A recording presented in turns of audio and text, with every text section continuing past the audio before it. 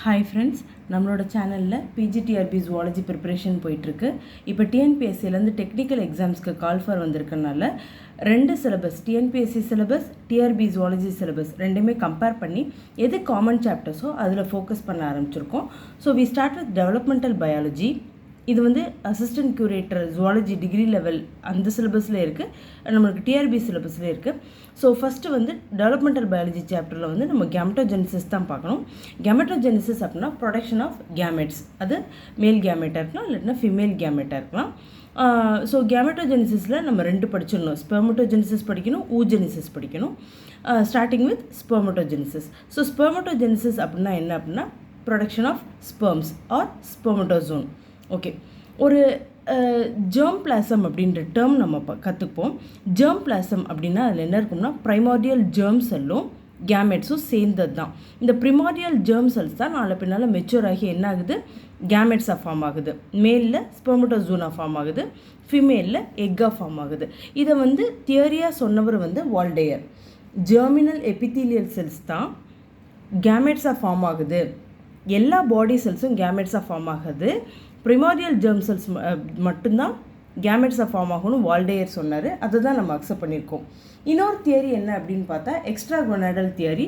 Gonads இல்லாமல் வேறு பாடி செல்ஸ்லேருந்து gametes form ஆகும்னு சொன்னாங்க. அதை வந்து அந்த தியரியை யாரும் அக்செப்ட் பண்ணல, அது ப்ரூவும் ஆகலை. ஸோ வால்டேயர் சொன்ன ஜெர்மினல் எபித்தீலியல் செல்ஸ் அந்த தியரி தான் நம்ம அக்செப்ட் பண்ணுறோம்.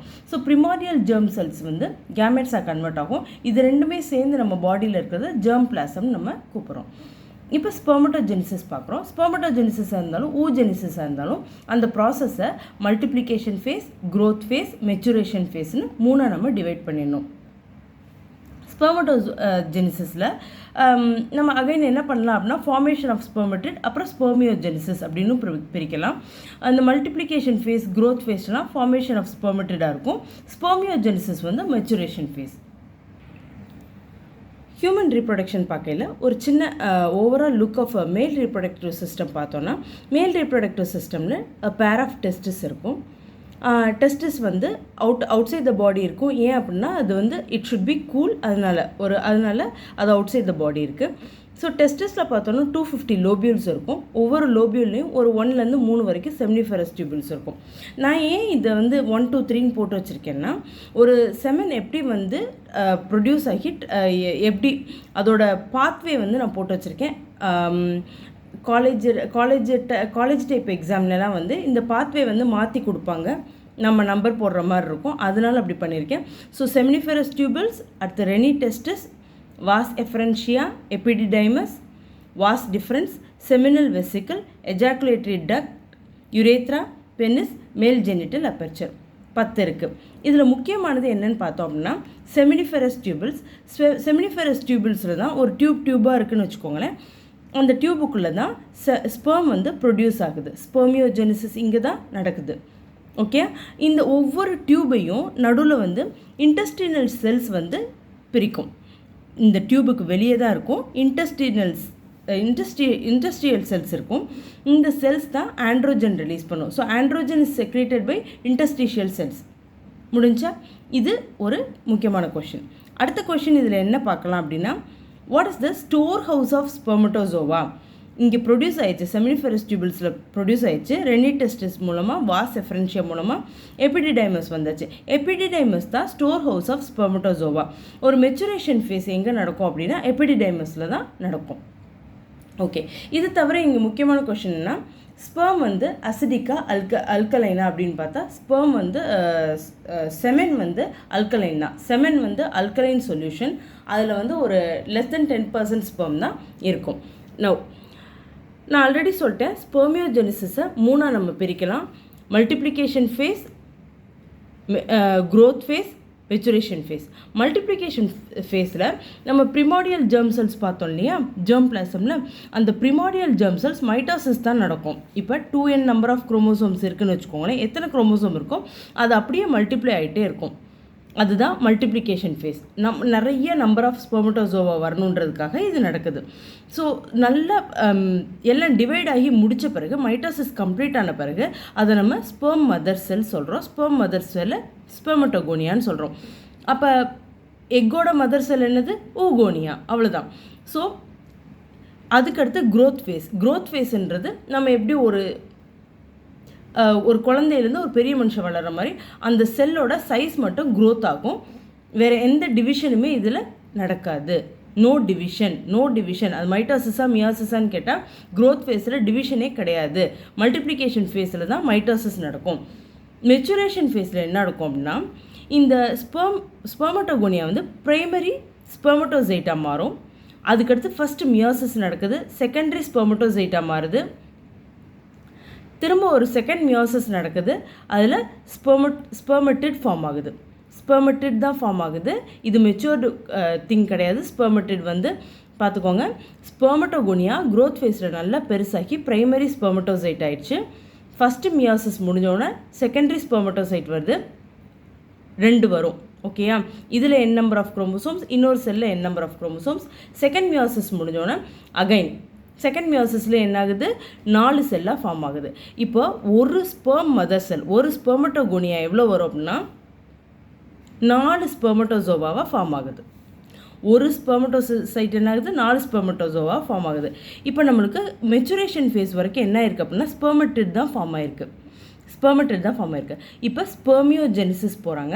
ஸ்பெர்மியோஜெனிசிஸில் தான் ஒரு ஸ்பெர்மட்டோசோவாவாக மாற முடியும். ஸோ ஒரு process of conversion of spermatid into spermatozoa பேர் என்னது? ஸ்பெர்மியோஜெனிசிஸ். ஸ்பெர்மியோஜெனிசிஸ்க்கும் ஸ்பெர்மட்டோஜெனிசிஸ்க்கும் நம்மளுக்கு டிஃப்ரென்ஸ் தெரியணும். புரியுதா? ஸ்பெர்மியோஜெனிசிஸ்னால் ஸ்பெர்மட்டிட்லேருந்து ஸ்பெர்மட்டோசோவா மெச்சூர் ஆகுறது தான். இங்கே டிவிஷன் நடக்காது. n நம்பர் ஆஃப் குரோமோசோம்ஸ் அப்படியே கேரி ஆகும். ஓகேயா?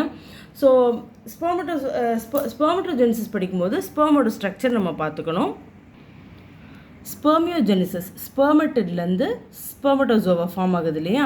அப்போ என்னென்னலாம் நடக்கும் அப்படின்னு பாருங்கள். நியூக்ளியஸ் வந்து ஃபுல்லாக அதோட வாட்டர் கண்டென்ட்டை லூஸ் பண்ணிடும். சைஸ் நல்லா டிக்ரீஸ் ஆகி எலாங்கேட் ஆகும். நீங்கள் ஸ்பெர்மோட ஹெட்டு பார்த்தீங்க அப்படின்னா ஒரு பென் பாயிண்டடாக இருக்கும். ஸோ நியூக்ளியஸ் வந்து எலாங்கேட்டட் ஆகிடும், தண்ணியெல்லாம் ரிலீஸ் ஆகிடும், சைஸ் வந்து டிக்ரீஸ் ஆகிரும். அதுக்கடுத்து குரோமோசோம் என்னாகும் அப்படின்னா நல்லா கான்சென்ட்ரேட் ஆகி நியூக்ளியஸ்குள்ளே பேக் ஆகிக்கிறோம். Achromatic substances, nucleolus, achromatic substances, nucleolus, RNA இது எதுவுமே ஸ்பெர்முக்கு தேவையில்லாதது டிஸப்பியர் ஆயிரும்.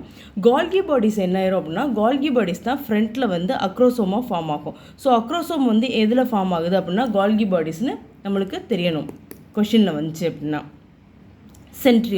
சென்ட்ரியோல் தான் ப்ராக்சிமல் சென்ட்ரியோல், டிஸ்டல் சென்ட்ரியோல். ஃப்ரண்ட்டில் இருக்கிறது ப்ராக்சிமல் சென்ட்ரியோலாக ஃபார்ம் ஆகும், பின்னாடி இருக்கிறது டிஸ்டல் சென்ட்ரியோலாக ஃபார்ம் ஆகும். அப்படியே அது ஒரு ஃப்ளாஜெல்லேட்டட் டெய்ல் மாதிரி ஒரு பீஸாக ஃபார்ம் ஆகிடும். ஓகே? ஸோ இந்த இது பார்த்திங்கன்னா அப்படி வந்து ஒரு ஆக்சியல் ஃபிலமெண்ட்டாக முடியும். இந்த ஆக்சியல் ஃபிலமெண்ட் வந்து ரொம்ப டிரான்ஸ்பரண்ட்டாக இருக்கும். மற்ற ஃப்ரண்ட்டில் இருக்கிறது ஃபுல்லாக ஒரு ஷீத்தால் கவர் ஆகிருக்கும். ஓகே?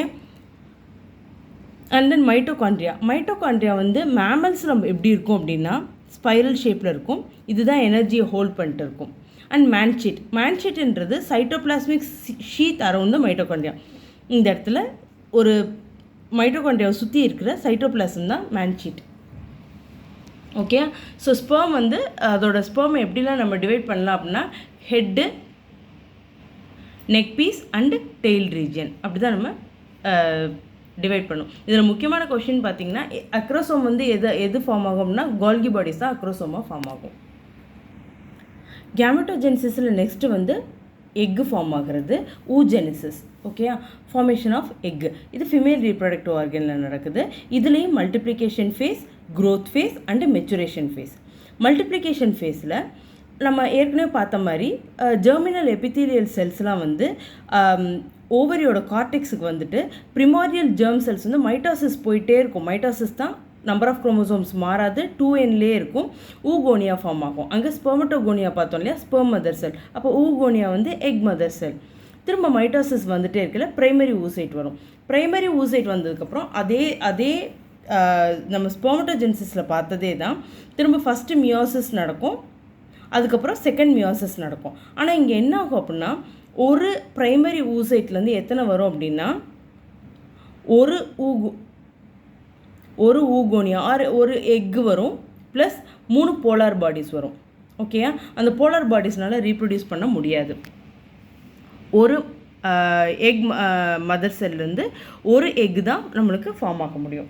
தென் க்ரோத் ஃபேஸில் என்ன நடக்கும் அப்படின்னா விட்டலோஜெனிசிஸ், அதாவது எக்கு வந்து ப்ராசஸ் ஆகும்.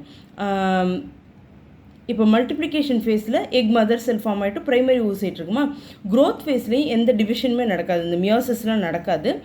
விட்டலோஜெனிசிஸ் லைக் யாக்கு ஃபார்ம் ஆகிறதுக்கு முன்னாடி நியூக்ளியஸு எல்லா ஆர்கனலுமே இதாகும்.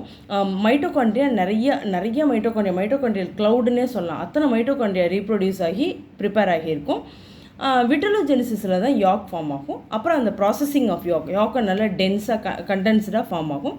அதுக்கப்புறம் மெச்சுரேஷன் ஃபேஸ்லாம் நான் சொன்னல, ப்ரைமரி ஊசைட், செகண்டரி ஊசைட் அந்த மாதிரி ஃபார்ம் ஆகும். இதுக்கு எல்லாத்துக்குமே நம்மளுக்கு 2 மியோசிஸ் தேவைப்படுது.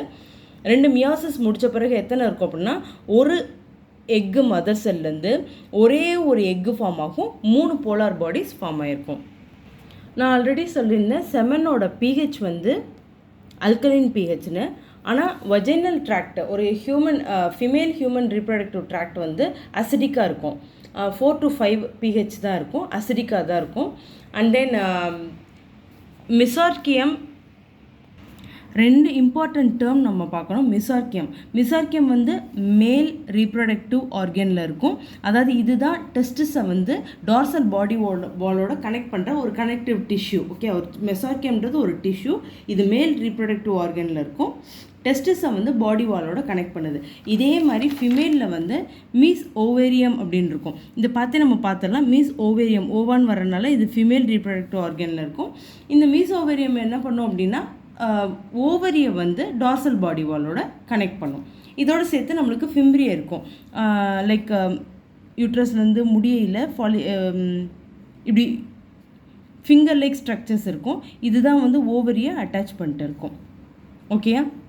எண்டோமெட்ரியம் அப்படின்றது, இப்போ யுட்ரஸ் இருக்குது அப்படின்னா யுட்ரஸோட இன்னர் மோஸ்ட் வால் தான் எண்டோமெட்ரியம். இதில் தான் இந்த மென்ஸ்ட்ரல் சைக்கிள் எல்லா சைக்கிளுமே நடக்கல, ப்ரெக்னன்சி சைக்கிள் எல்லாத்துலேயுமே இந்த எண்டோமெட்ரியம் வாலில் தான் சேஞ்சஸ்லாம் நடக்கும். ஸோ வஜைனல் ட்ராக்ட் வந்து pH வந்து 4 to 5, அது அசிடிக்காக தான் இருக்கும்.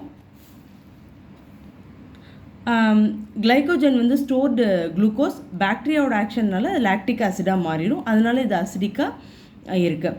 ஸோ உல்வான்றது external genital organ of female reproductive organ.